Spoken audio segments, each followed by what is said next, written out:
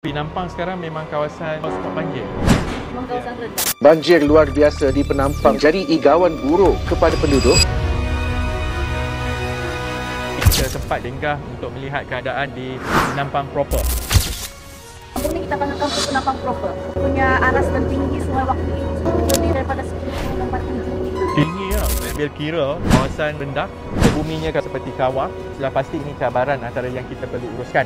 Air dari Crocker Range semua tu memang akan Ada Crocker jauh, Crocker from Penampang lah. Crocker tu dah dekat dengan Keningau sana semua. because rainfall dia sangat tinggi. Kalau kondens tu dia overflow. Yang bikin air cepat naik ke sini. Dan juga rumah farm ini tempoh hari tenggelam, dan nasib baik nyaris enjin hampir tenggelam. Masuk dalam enjin. Nasib baik tak naik sini lah. Tidak mahu tukar balik semua naik enjin. Tenggelam sampai.